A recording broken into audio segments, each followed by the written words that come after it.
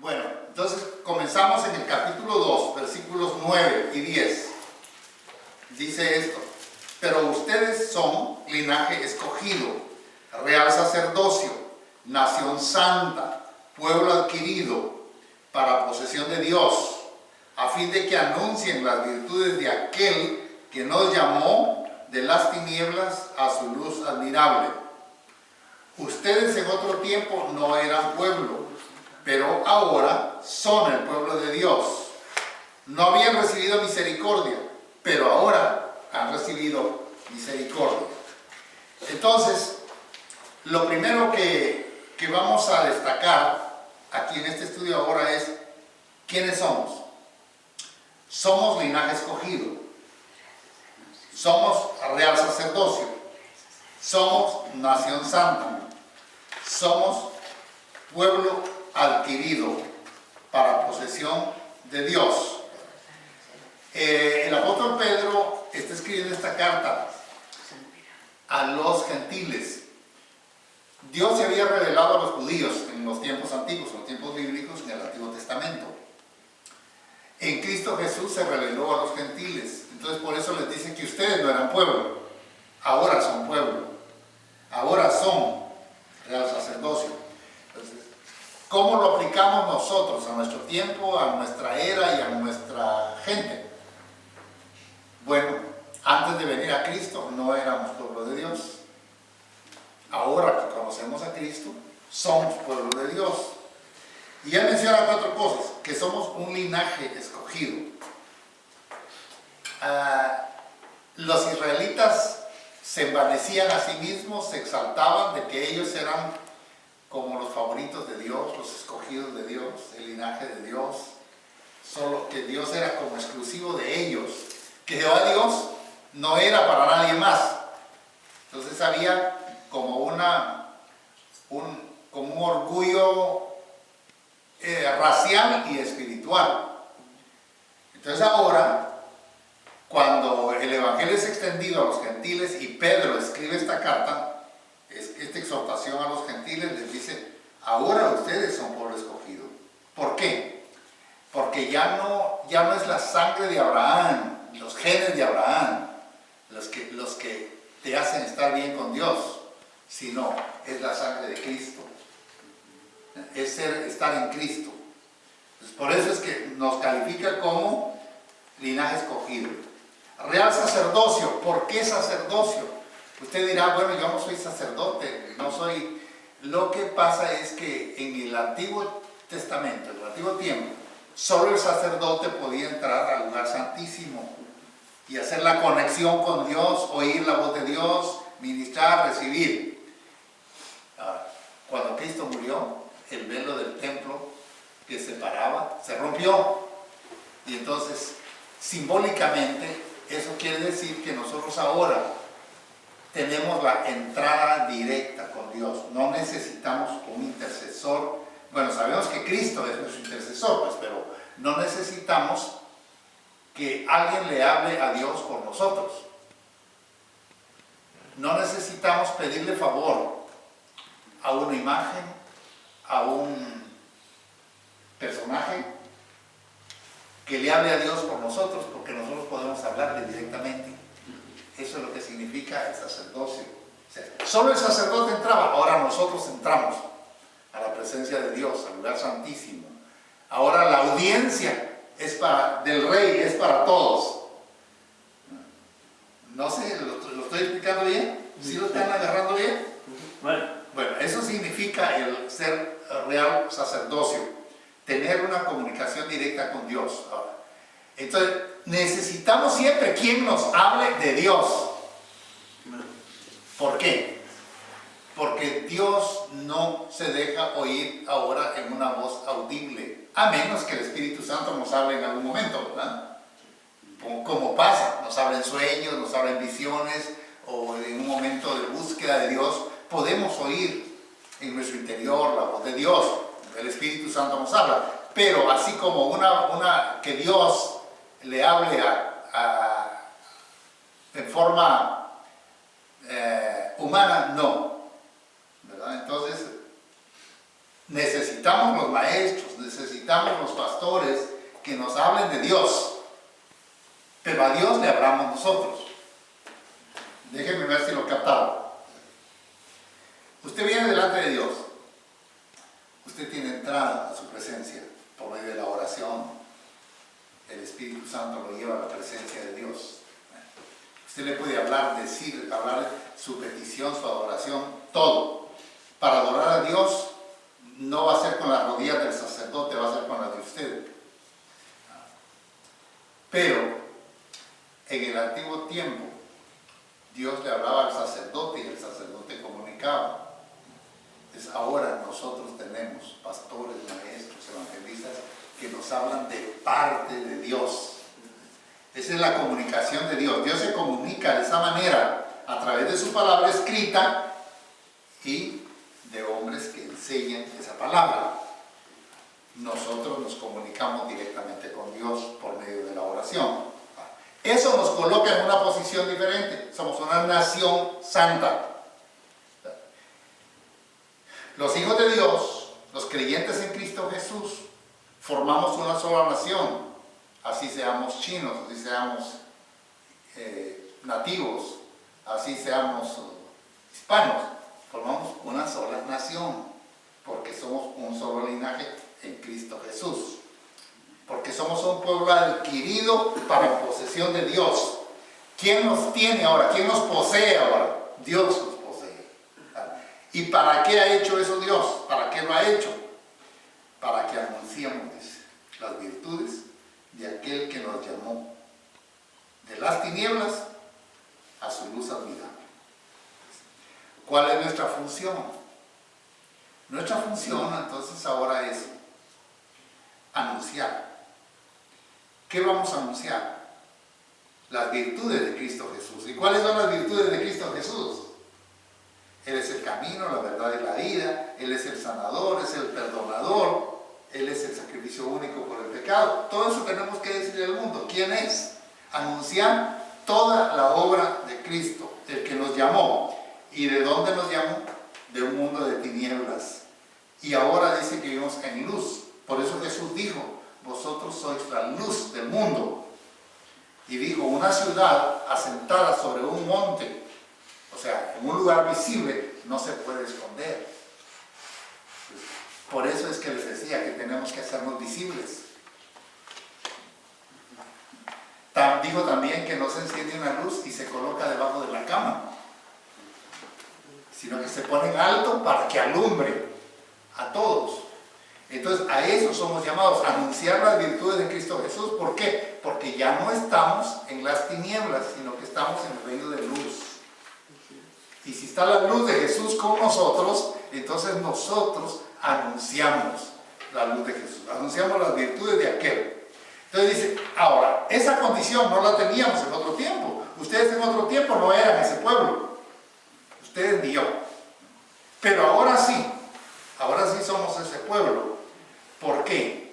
Porque no habíamos recibido la misericordia de Dios. Entonces, ¿por qué somos ahora lo que somos? Por la misericordia de Dios. Solamente por la misericordia de Dios. Entonces, ahora dicen, hemos sido recibidos a misericordia. Entonces, ¿qué es lo que somos ahora? Ahora somos pueblo escogido, ahora somos nación santa, ahora somos un pueblo adquirido por Dios. ¿Para qué somos lo que somos?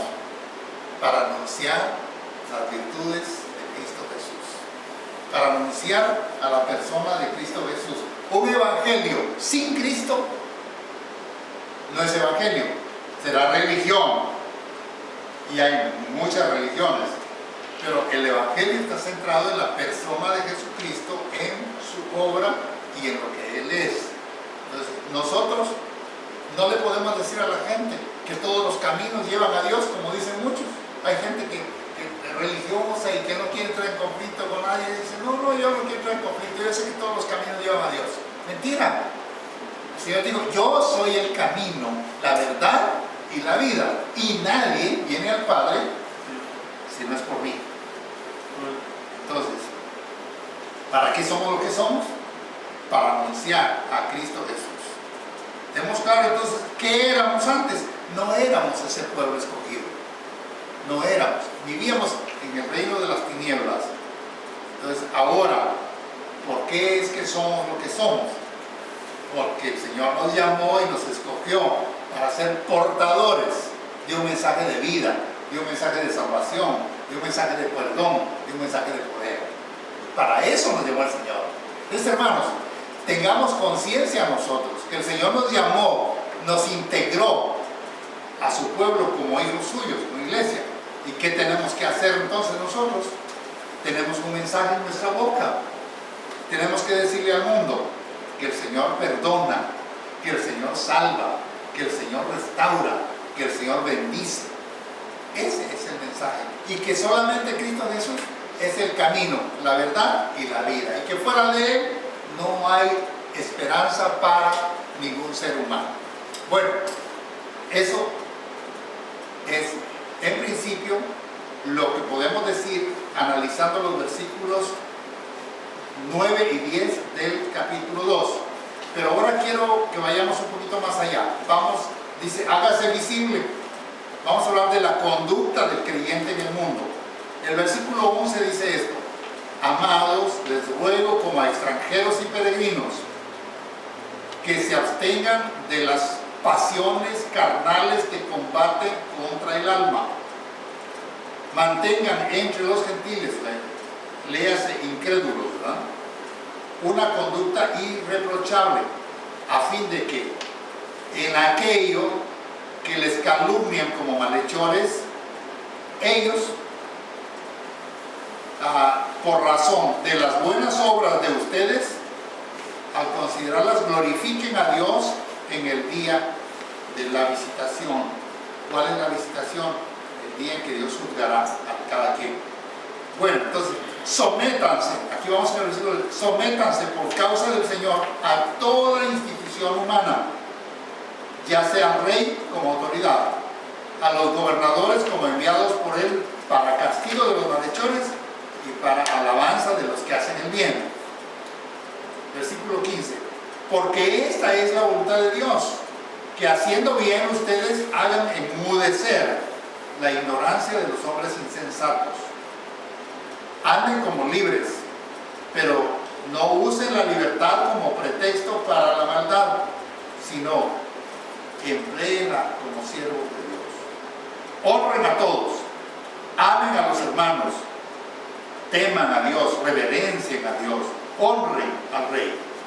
Bueno, ¿cómo vamos a explicar esto que habla que vivimos aquí como extranjeros y peregrinos?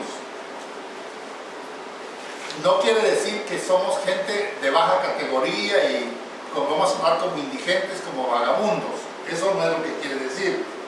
Lo que dice es que los ciudadanos originarios de una nación tienen su propia cultura, tienen sus propias costumbres, tienen sus propias creencias,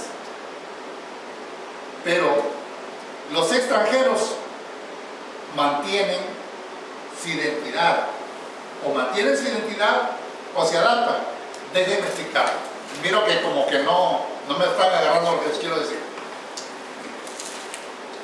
Cuando un extranjero llega a una ciudad o a un país, la gente de ahí tiene sus propias costumbres, sus propias culturas y sus propias creencias. Por ejemplo, aquí en Texas la vida es muy diferente de lo que es en nuestros países. Entonces, igual será en cualquier otro estado. Cada estado tiene sus propias costumbres.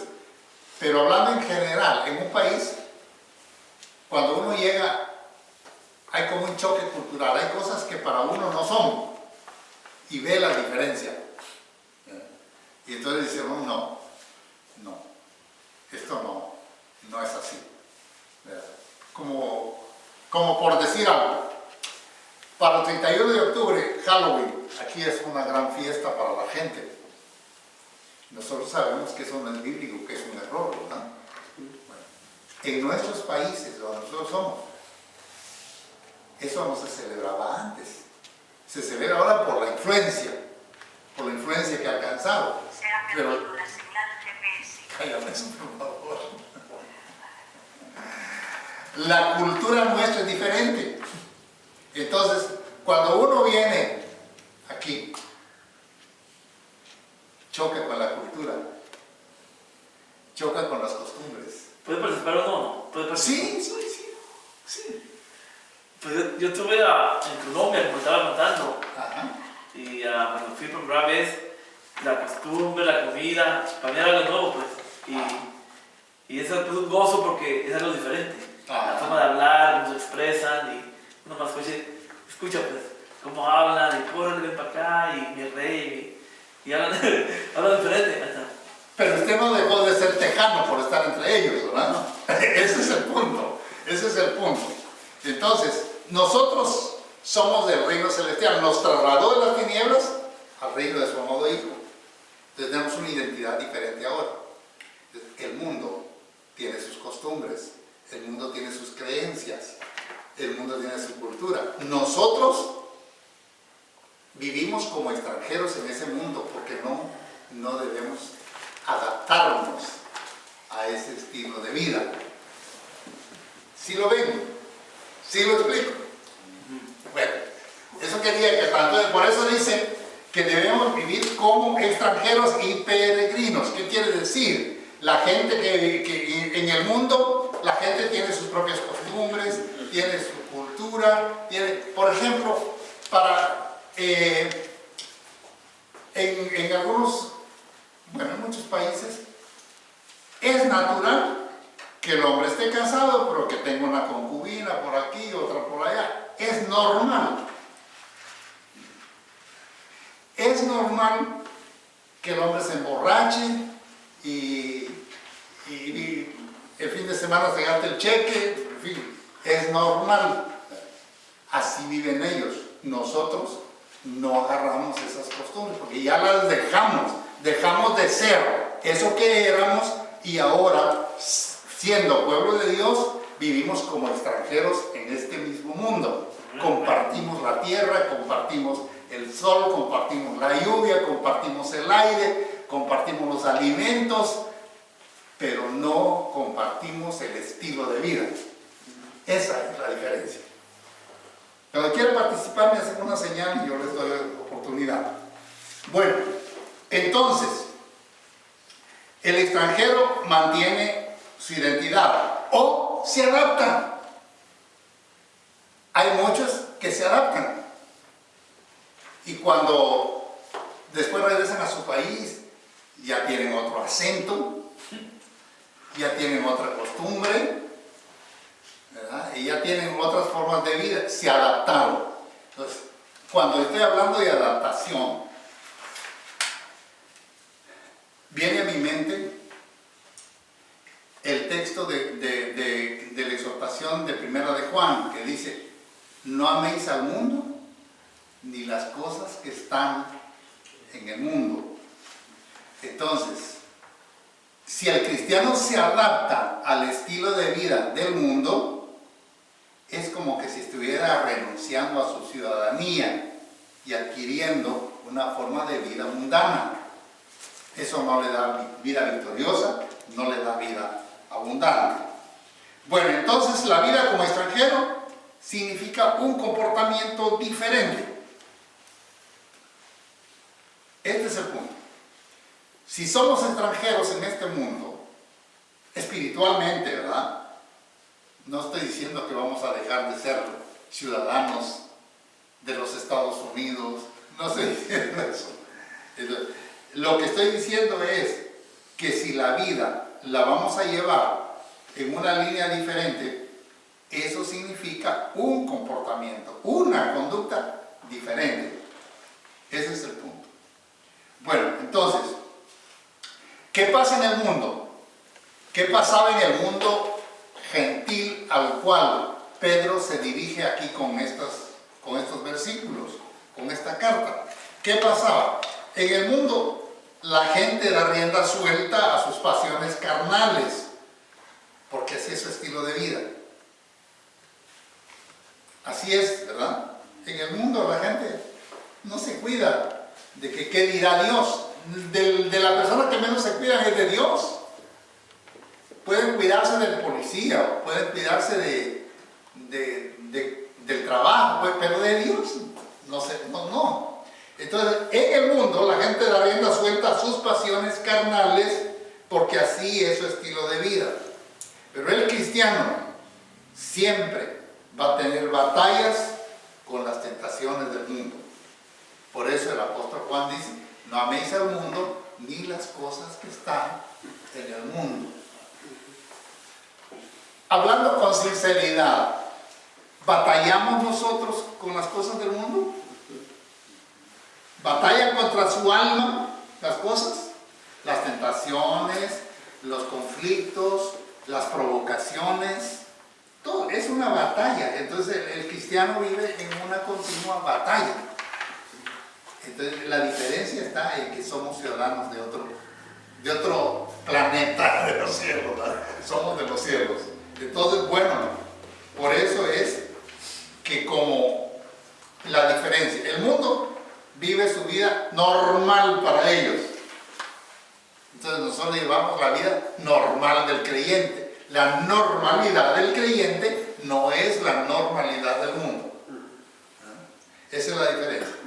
Bueno, el otro punto es que aquí el apóstol Pedro exhorta a los que murmuran, a los que calumnian.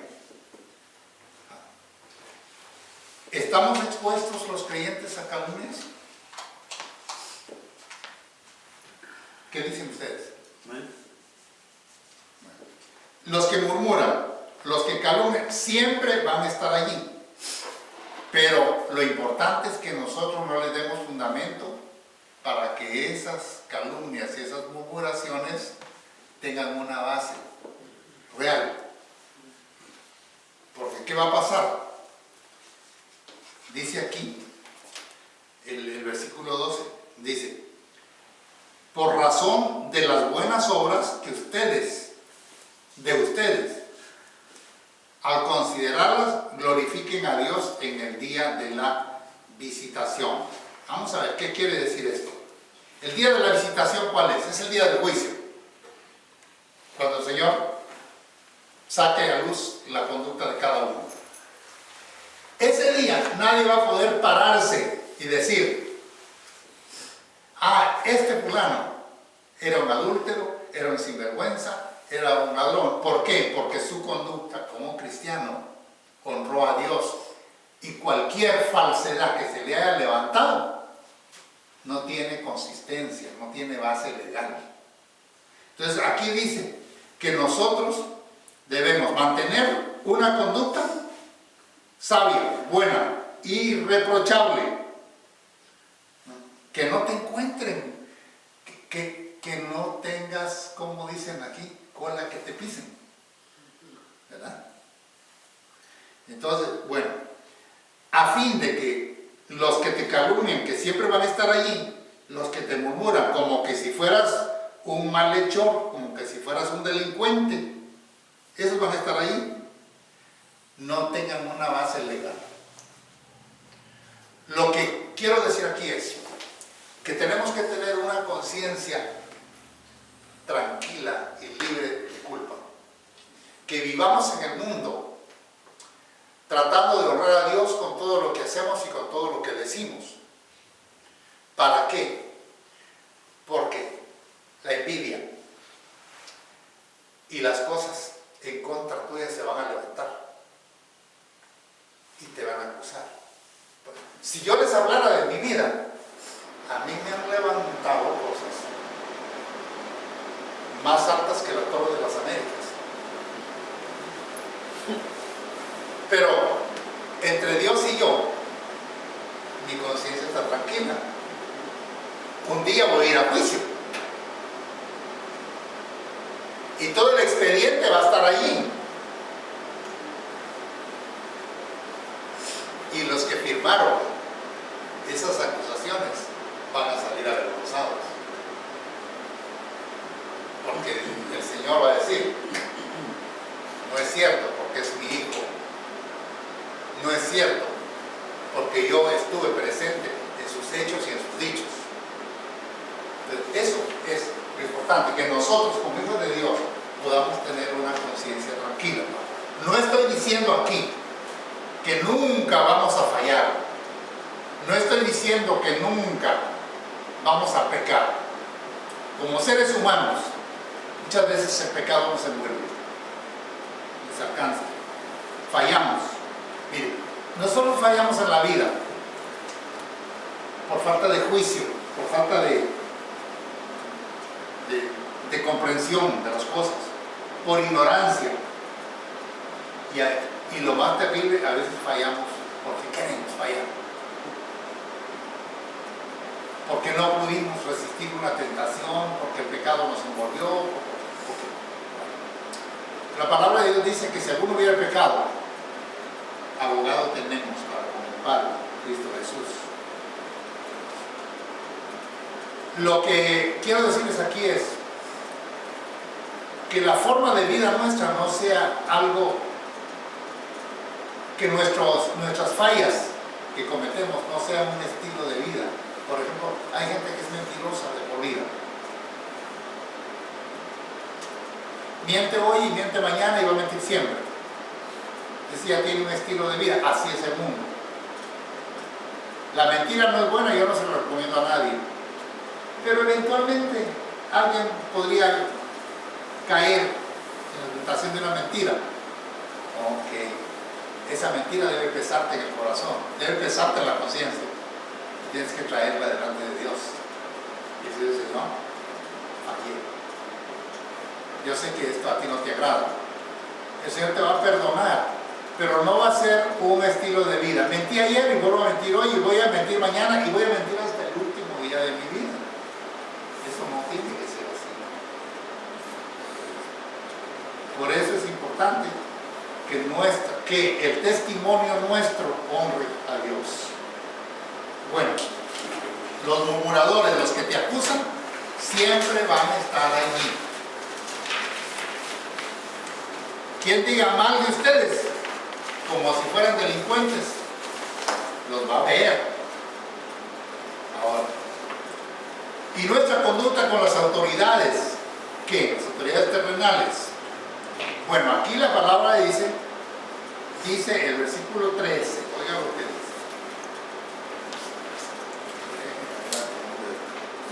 Sométanse por causa del Señor a las autoridades humanas. ¿Cuál es la razón de someternos a las autoridades humanas? Por causa del Señor. La gente en el mundo busca cómo sacarle la vuelta a la ley. ¿Es cierto?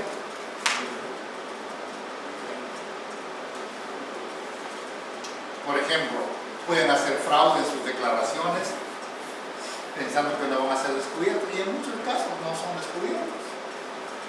Pueden hacer algo, la gente busca no ser capturado por la ley, no ser alcanzado por la ley, dar la medida justa, pero eso no significa que su corazón sea recto, sino nada más para evitar el castigo. Entonces, aquí dice que nos sometamos con sinceridad a las autoridades. Entonces, dice, por causa del Señor. ¿Por qué? Porque tenemos a alguien a quien honrar. Entonces, ya sea al rey como la suprema autoridad en la tierra, o a los gobernadores. Esas eran las autoridades que se conocían en aquel tiempo, porque el estilo de gobierno era así. Hoy, pues el rey está sustituido por un presidente, gobernadores siempre hay policías, hay gendarmes, entonces hay niveles de autoridad, pero todos tienen un nivel de autoridad. ¿Y qué es lo que debe hacer uno? Someterse. Por ejemplo, miren algo tan sencillo. La ley dice que todo el que va a manejar se ponga cinturón de seguridad. Eso dice la ley. Pero hay gente que dice, no me va a ver el policía. Y no se lo pone. ¿Y para qué está el cinturón? ¿Para que el policía no te mire? No es para eso. No es para que el policía no te mire. Es para tu seguridad personal. Entonces, Aun cuando no hubiera policía que te vigile, ponerse el cinturón es correcto. Si se trata de pagar los impuestos, ok, llega el momento de pagarlos. Si sabes que los tienes que pagar, págalos. Es correcto. No es porque te van a capturar o no, es porque es correcto. Ahora, uno sí puede deducir todos los gastos que pueda, siempre que sea lo legal, ¿verdad? Que tienes hijos, que tienes donaciones a la iglesia, que tienes a deducirlo todo, y hay que tratar de minimizarlo, claro. Pero no hay que tratar de ocultar la verdad, porque eso es lo que a Dios no agrada. Entonces, bueno, dice aquí que se sometan a las autoridades.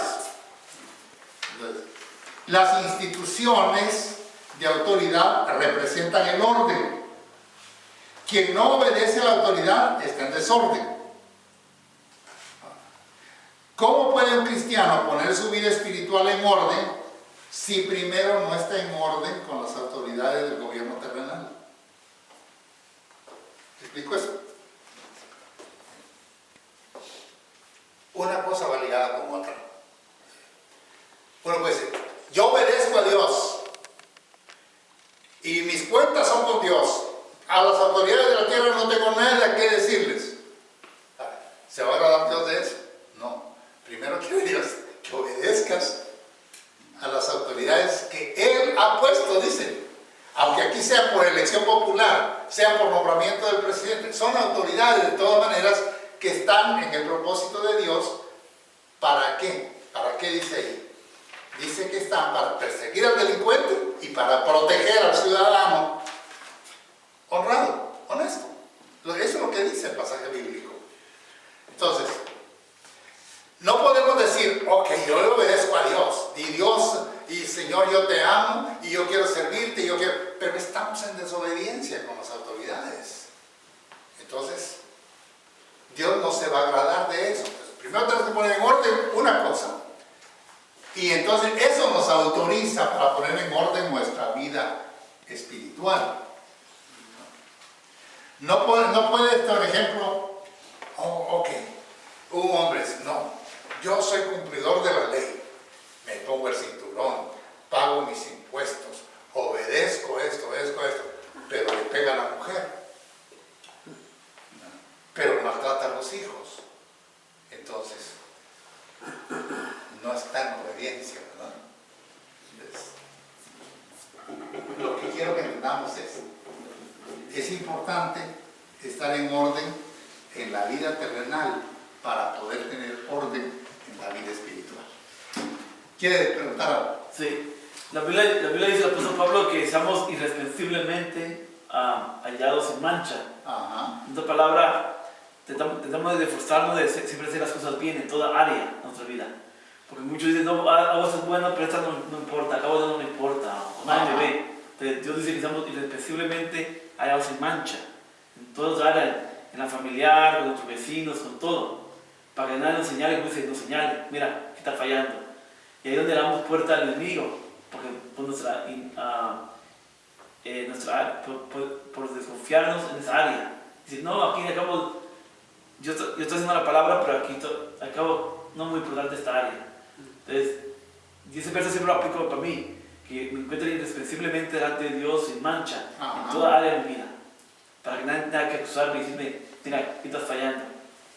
No es cuestión de lo que la gente pueda ver, ¿verdad?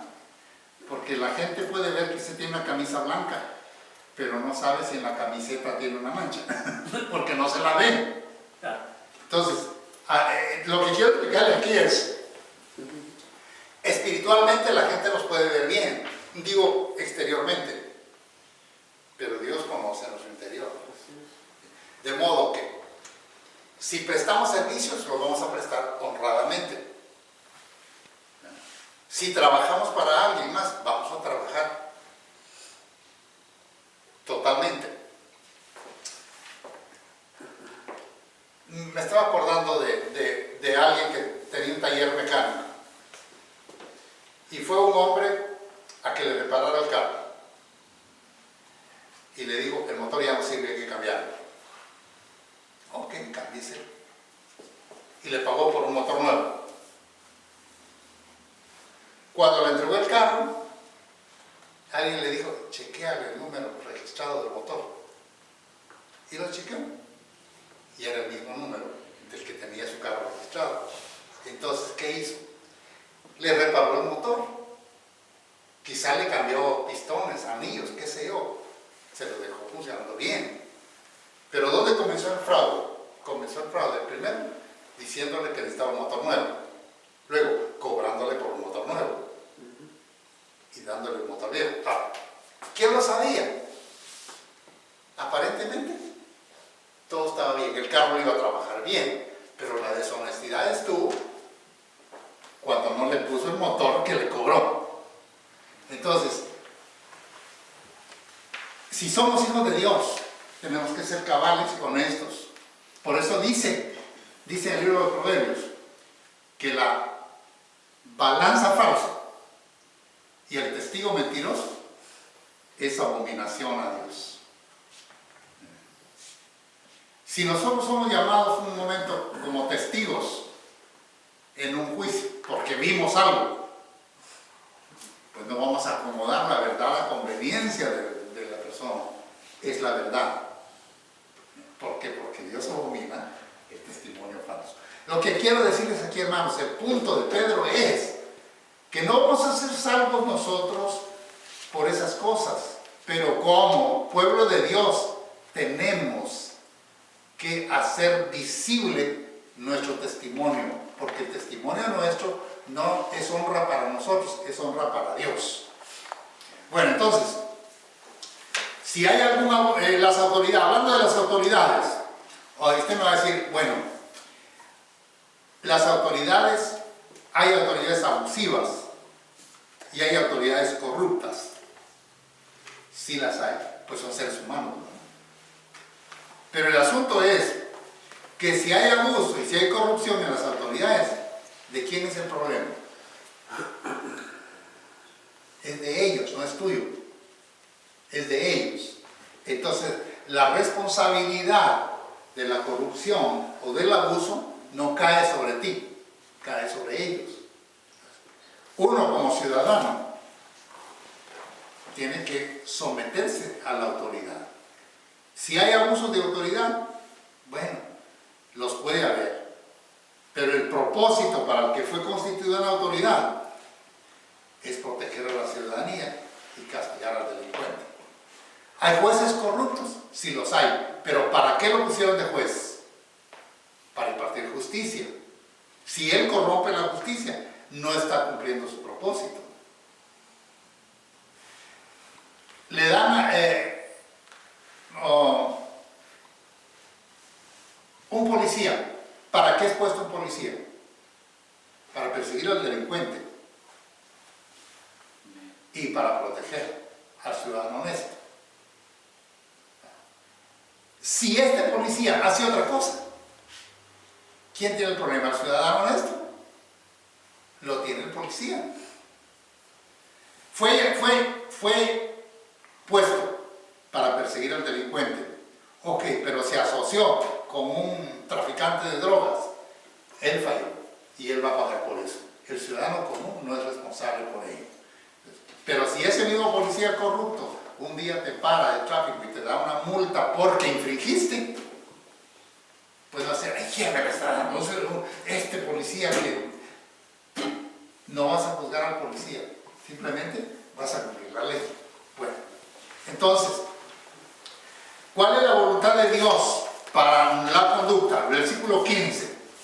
El versículo 15 dice, porque esta es la voluntad de Dios que, practicando el bien, hagan callar la ignorancia de los insensatos.